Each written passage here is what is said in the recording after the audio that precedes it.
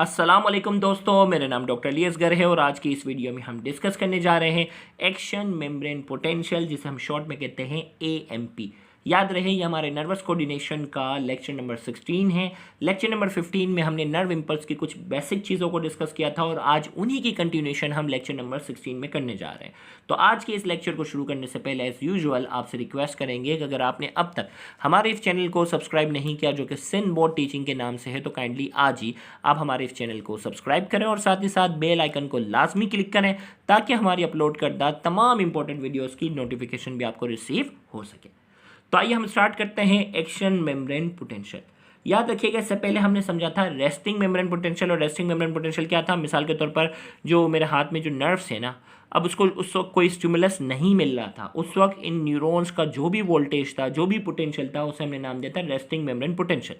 लेकिन अब जो है वो इस हाथ पे मैं क्या करता हूँ, टच करता हूँ तो इस न्यूरॉन के पोटेंशियल में क्या आ जाती है, तब्दीली आती है, जिसकी वजह से वो इलेक्ट्रिकल सिग्नल जो है वो दिमाग तक भेजता है। तो अब जो ये पोटेंशियल होगा ये कहलाता है एक्शन पोटेंशियल। क्या कहलाएगा? Action potential. तो हमने कहा action potential is triggered when any stimulus receive by the neuron. जब कोई भी स्टिमुलस का मतलब होता है चेंज इन एनवायरनमेंट में जो भी तब्दीली होती है उसको हम स्टिमुलस के लिए वर्ड यूज करते हैं। तो एक्शन पोटेंशियल कब शुरू होगा? When any stimulus receive by the neuron. जब न्यूरॉन जो है वो कोई स्टिमुलस रिसीव करेगा, the sodium channel open instantly and sodium rushes inside the cell. Depending upon the intensity of a stimulus, the membrane potential changes from its resting value, depolarize and become positive on the inside of the membrane. अब देखो भाई, हुआ क्या कि भाई जब stimulus नहीं मिला था ना, तो पोटेशियम आयन ज़्यादा अंदर थे, सोडियम बाहर थे। लेकिन जैसे ही क्या हुआ, टच किया किसी ने, तो यहाँ फ़ौरन से क्या होना शुरू हो जाता है, सोडियम चैनल यहाँ जो बने हुए हैं वो खुल जाते हैं और सोडियम बहुत तेज़ी से बाहर से अंदर आना शुरू हो जाता है। सोडियम जो है वो बहुत तेज़ी से क्या होते हैं, बाहर से जो है वो अंदर आना शुरू हो जाते हैं। और सोडियम जब भी बाहर से अंदर आएगा तो अपने साथ क्या लेकर आएगा? अपने साथ पॉजिटिव चार्ज लेकर आएगा। तो तेज़ी से पोटेशियम जो है वो क्या होता है, अंदर आता है। तो नॉर्मली अगर आपको याद हो कि -70 जो है, गौर से सुनिएगा, -70 मिलीवोल्ट जो है ये रेस्टिंग मेम्ब्रेन पोटेंशियल था। लेकिन जैसे ही स्टिमुलस मिला, सोडियम जो है वो तेज़ी से क्या होता है, बाहर से अंदर आना शुरू हो जाता है, अंदर आता है। तो ये माइनस जो है वो क्या होना शुरू हो जाता है, कम होना शुरू हो जाता है। -70 से -60, -50, -40, -30, -20, -10, फिर ये हो गया 0, फिर भी सोडियम आयन आ रहा है, +10 हो गया, +20, +30, +40, +50 तक जो है ये आना शुरू हो जाते हैं। मुसलसल क्या होते हैं, आना शुरू हो जाएंगे। तो इसकी पोलरिटी क्या होगी, माइनस से कहाँ चले जाएगी, माइनस से वो पॉजिटिव की तरफ आना शुरू हो जाती है और इस प्रोसेस को हम कहते हैं डीपोलराइजेशन। नॉर्मली क्या था, नेगेटिव था। देखिए भाई, नॉर्मली जो था वो वोल्टेज था नेगेटिव था, ये रेस्टिंग मेम्ब्रेन पोटेंशियल था। और इस डीपोलराइजेशन का मतलब इसकी पोलरिटी का क्या होना, कम होना। इसकी क्या होना, पोलरिटी का कम होना, ये डीपोलराइजेशन कहलाएगा। तो हुआ क्या, एक्शन पोटेंशियल इज ट्रिगर्ड, ये शुरू हुआ when any stimulus received by the neuron। जब कोई भी स्टिमुलस न्यूरॉन ने रिसीव किया, the sodium channel open instantly, sodium channel खुल गए, sodium ions rushes inside the cell, और सोडियम आइन जो है वो तेजी से अंदर आना शुरू हो गए। Depending upon the intensity of stimulus, ये भी है कि कितनी तेजी से अंदर आएंगे वो डिपेंड करता है स्टिमुलस कितना। हल्का सा किसी ने टच किया तो सोडियम कम रफ्तार से आएंगे, और किसी ने बहुत जोर से कोई पेनफुल चीज़ अगर चुबो दी है तो क्या होंगे, सोडियम बहुत ज़्यादा तेज़ी से जो है वो अंदर आएंगे। तो हमने कहा कि भाई ये कितनी तेज़ी से अंदर आएंगे, इसका जवाब है depending upon the intensity of stimulus. Depend करता है भाई कितनी इंटेंसिटी वाला स्टिमुलस है। स्टिमुलस थोड़ा सा है तो कम रफ्तार से आएंगे, और स्टिमुलस अगर बहुत ज़्यादा है तो बहुत ज़्यादा तेज़ी से आएंगे। The membrane potential changes from its resting value कितनी थी, -70, उसमें तब्दीली आएगी। डीपोलराइज का मतलब उसकी माइनस का कम होना, and become positive on the inside of the membrane। और क्या हो जाएगा, इसकी ये डीपोलराइज होना शुरू हो गया और अंदर क्या हो गया, पॉजिटिव हो गया। वैल्यू क्या है, द एक्शन पोटेंशियल में रीच अप टू +50 मिलीवोल्ट। ये कहाँ तक जा सकता है, +50 मिलीवोल्ट तक क्या है, जा सकता है। ओके भाई, +50 तक चले गए ना, +50 मिलीवोल्ट। अब +50 मिलीवोल्ट पे क्या होगा, the gates of sodium close, sodium channel बंद हो जाएंगे, and potassium channel open which diffuses out of the membrane. अब नॉर्मली क्या था भाई, जैसे स्टिमुलस मिला, सोडियम चैनल खुले, सोडियम तेजी से अंदर आना शुरू हो गए, -70 से -60, -50, -30, -40 करके ये प्लस की तरफ जाना शुरू हो गया और +50 पे चला गया। +50 पे अल्लाह ताला ने ऐसा निज़ाम बनाया है कि सोडियम के चैनल जो होते हैं वो क्या कर देते हैं, वो हो जाते हैं बंद। और बंद हो जाएंगे और फिर क्या हो जाएंगे, पोटेशियम के चैनल खुल जाएंगे और पोटेशियम जो होगा वो तेज़ी से बाहर जाना शुरू हो जाएगा।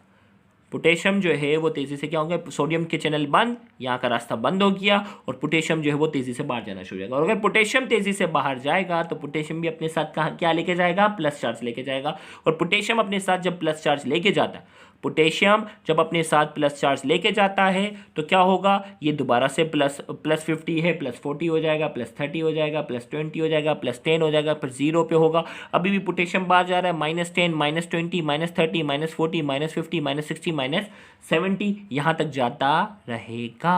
-70 बल्कि -80, अब वो ज़्यादा तेज़ी से क्या होना शुरू होगा, जाना शुरू करेगा। आगे की बातें डिस्कस करते हैं। तो यहाँ हमने कहा कि एट +50 मिलीवॉट पे क्या होगा, the gates of sodium close, sodium के channel close and potassium channel open, potassium के चैनल ओपन होंगे which diffuses out of the membrane, और वो मेम्ब्रेन के बाहर डिफ्यूज होंगे। When potassium goes out, the membrane potential becomes negatively charged once again and repolarized. अब देखो भाई, पोटेशियम जब बाहर जाएगा तो मेम्ब्रेन का पोटेशियम जो है वो दोबारा नेगेटिव की तरफ आना शुरू जाएगा और वंस अगेन, और इस प्रोसेस को हम कहते हैं रीपोलराइज। री का मतलब दोबारा। भाई देखो, डीपोलराइज क्या था, जब -70 से +50 पे गए थे, कैसे थे, सोडियम जो है वो बाहर से अंदर आ रहा था, लेकिन +50 पे जाकर सोडियम का चैनल बंद हो गए, पोटेशियम के चैनल खुल गए, जिसकी वजह से पोटेशियम जो है वो बहुत तेज़ी से क्या हो गया, अंदर से बाहर जाना शुरू हो गया। अंदर से जब बाहर होना शुरू हो गया तो +50 से फिर जो है वो 0 की तरफ, 0 से लेकर दोबारा -70 की तरफ जो आप पहुँच रहे हो, उस फिनोमेना को हम कहते हैं रीपोलराइजेशन, रीपोलराइज हुआ। Return to the resting state usually take from 10 to 30 milliseconds. और इसमें कितना टाइम लगता है, अल्लाह ताला ने ये काम इतना तेज़ी से रखा हुआ है कि 10 से 30 मिलीसेकंड के अंदर ये दोबारा अपनी रेस्टिंग कंडीशन के अंदर, 10 से 30 सेकंड के अंदर ये दोबारा अपनी रेस्टिंग कंडीशन के अंदर आ जाता है। अब जो है वो नोट करके यहाँ दो बातें हैं, थ्रेशोल्ड स्टिमुलस क्या है, सब थ्रेशोल्ड स्टिमुलस क्या है। If a stimulus is capable to produce action potential in a neuron, it is called threshold stimulus. देखो भाई, मेरा हाथ पड़ा है ना, अब अचानक से जो है वो किसी ने पेन ऐसे यहाँ रख दी और मैं अपने काम में बिजी हूँ, तो मुझे क्या था, मुझे महसूस ही नहीं हुआ कि किसी ने मेरे हाथ पर जो है वो क्या की है, पेन रखी है। मिसाल के तौर पे मैं अपने काम में इतना बिजी था, तो ये जो इस पेन का यहाँ रखना, ये स्टिमुलस क्या कहलाता है, सब थ्रेशोल्ड। सब थ्रेशोल्ड क्या होगा, सब थ्रेशोल्ड वो होगा जो नर्व इंपल्स प्रोड्यूस नहीं कर सकेगा, एक्शन पोटेंशियल प्रोड्यूस नहीं कर सकेगा। एक्शन पोटेंशियल के लिए स्टिमुलस की कोई ना कोई इंटेंसिटी, एक पर्टिकुलर इंटेंसिटी क्या होनी चाहिए, होना ज़रूरी है। तो क्या होगा, किसी ने, अब मैं काम कर रहा था, किसी ने अचानक से मुझे ज़ोर से पेन मारे, तो पेन जोर से अगर मारी तो वो स्टिमुलस क्या था, थ्रेशोल्ड था। तो थ्रेशोल्ड स्टिमुलस वो होता है जो एक्शन पोटेंशियल प्रोड्यूस कर सके। सब थ्रेशोल्ड स्टिमुलस, सब का मतलब नीचे, सब थ्रेशोल्ड स्टिमुलस वो होता है जो है वो एक्शन पोटेंशियल प्रोड्यूस ना कर सके। तो if a stimulus is capable to produce action potential in neuron, अगर स्टिमुलस इतना था कि जिसने एक्शन पोटेंशियल प्रोड्यूस किया तो वो स्टिमुलस कहलाता है थ्रेशोल्ड स्टिमुलस। और अगर ये if stimulus is not capable to excite of fail to arise any response, अगर ये जो है वो स्टिमुलस जो है वो काबिल नहीं था या नाकाम रह गया, कोई रेस्पॉन्स प्रोड्यूस नहीं कर सका, तो वो स्टिमुलस कहलाता है सब थ्रेशोल्ड स्टिमुलस। क्या कहलाता है, सब थ्रेशोल्ड स्टिमुलस कहलाता है। तो थ्रेशोल्ड स्टिमुलस वो होगा जो एक्शन पोटेंशियल प्रोड्यूस कर सकेगा, सब थ्रेशोल्ड वो होगा जो एक्शन पोटेंशियल प्रोड्यूस नहीं कर सकेगा। अब जो वो हम बात करते हैं अब इसकी थोड़ी सी डिटेल में, अब हम इस फिनोमेना की तरफ जाते हैं, डीपोलराइजेशन की तरफ। डीपोलराइजेशन यानी -70 से +70 तक के, +50 तक के सफ़र की बात करेंगे, और फिर रीपोलराइजेशन की बात करेंगे जिसमें +50 से दोबारा -70 तक के सफ़र की बात करेंगे। तो डीपोलराइजेशन की बात करेंगे, it refers to a graded potential because a threshold stimulus of about -55 millivolt causes a change in the membrane potential. याद रखिएगा, एक्शन पोटेंशियल तभी शुरू होगा जब आपका जो स्टिमुलस होगा वो कम से कम कितना होना चाहिए, -55 मिलीवोल्ट तक का होगा, तो बाकायदा डीपोलराइजेशन का इफेक्ट आएगा, एक्शन पोटेंशियल शुरू होगा।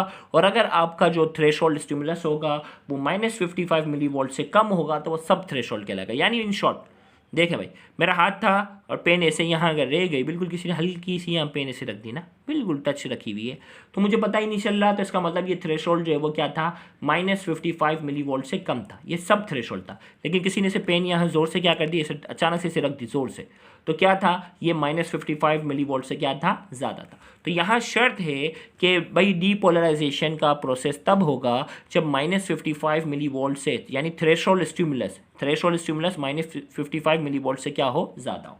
अब जैसे ही अगर ये ज़्यादा होगा तो क्या होगा, not the threshold stimulus must be strong enough to change the resting potential into action potential. अब ये थ्रेशोल्ड स्टिमुलस जो है वो इतना स्ट्रॉन्ग होना चाहिए, यानी -55 मिलीवोल्ट से ज़्यादा होना चाहिए, जो कि रेस्टिंग मेम्ब्रेन पोटेंशियल जो कि -70 मिलीवोल्ट है उसको किस में कन्वर्ट कर सके, एक्शन मेम्ब्रेन पोटेंशियल जो कि +50 मिलीवोल्ट तक ला सके।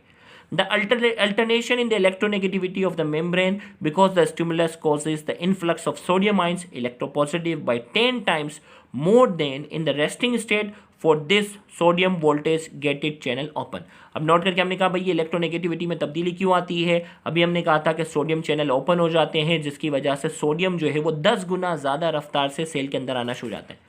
भाई क्या था, जैसे ही स्टिमुलस मिला था सोडियम चैनल खुल गए थे और सोडियम जो है वो 10 गुना ज़्यादा रफ्तार से, आम हालत में कुछ सोडियम आते हैं लेकिन 10 गुना ज़्यादा तेज़ी से आना शुरू हो गया था, जिसकी वजह से -70 से ये जो पोटेंशियल था हमारा जो है वो +50 तक जाना शुरू हो गया था।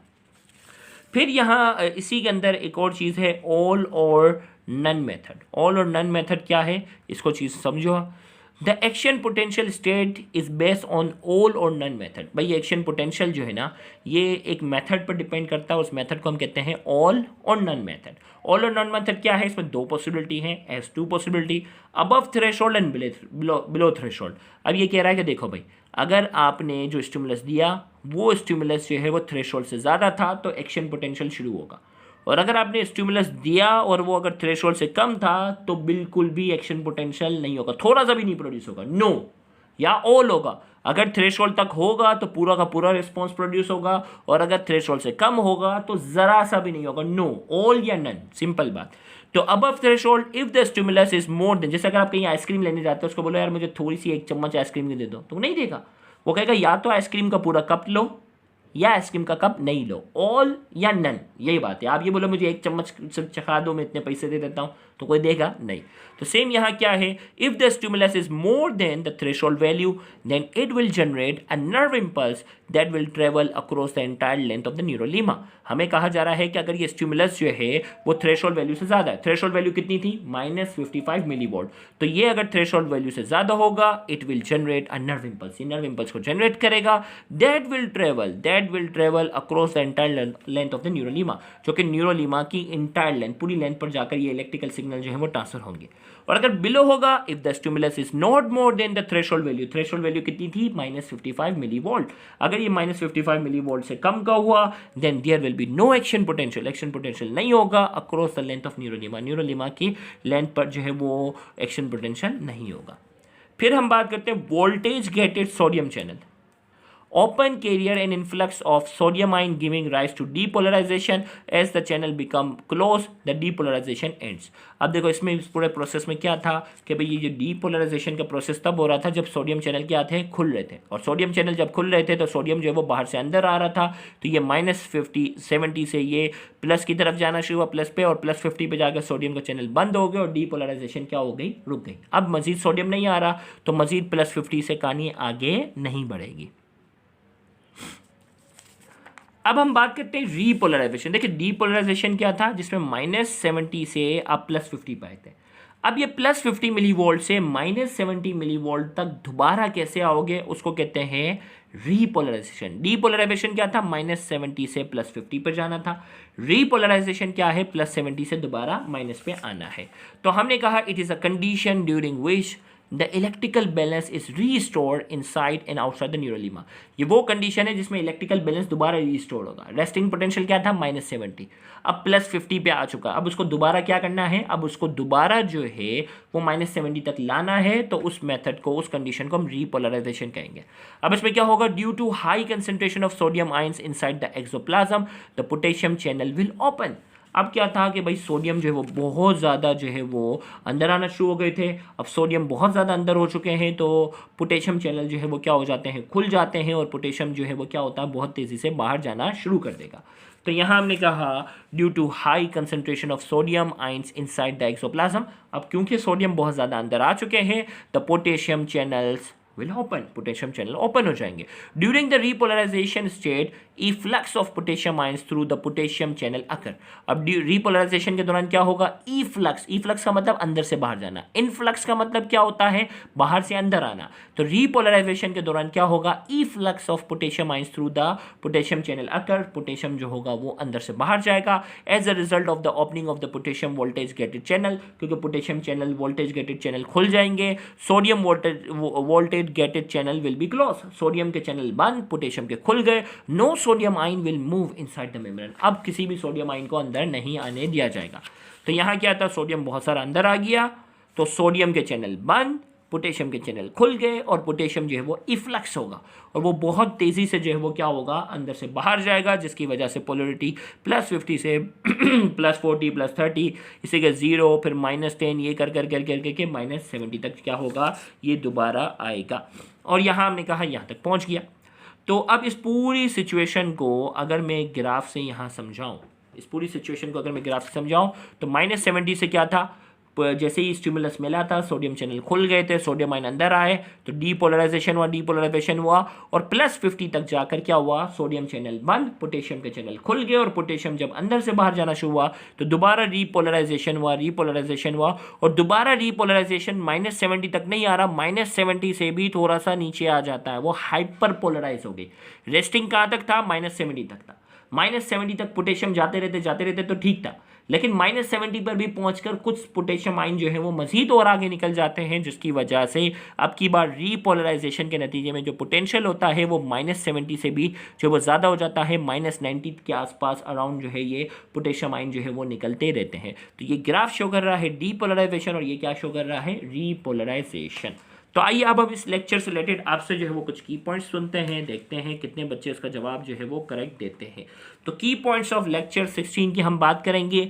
एक्शन पोटेंशियल में reach up to, action potential में वोल्टेज कहाँ तक पहुँचता है वो बताना है। Neurolemma takes dash millisecond to return to resting state, neurolemma को कितनी देर लगती है कि रेस्टिंग स्टेट में दोबारा आ जाए।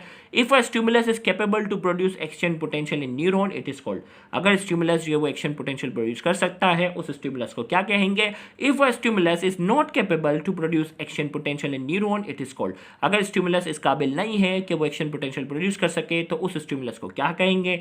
Action potential state is based on the dash method, action potential जो है ये पूरा एक मेथड पर डिपेंड करता है, उस मेथड का नाम बताना है। Threshold stimulus of about 1.5 millivolt causes a change in the membrane potential, threshold potential कितना होना चाहिए जो मेम्ब्रेन पोटेंशियल में तब्दीली लेकर आएगा उसकी वैल्यू बतानी है। ये 6 पॉइंट्स हैं जिनके जवाब आपने कमेंट सेक्शन में देने हैं। उम्मीद करते हैं आज के ये लेक्चर आपके लिए इंफॉर्मेटिव होगा। Thank you very much, Allah Hafiz.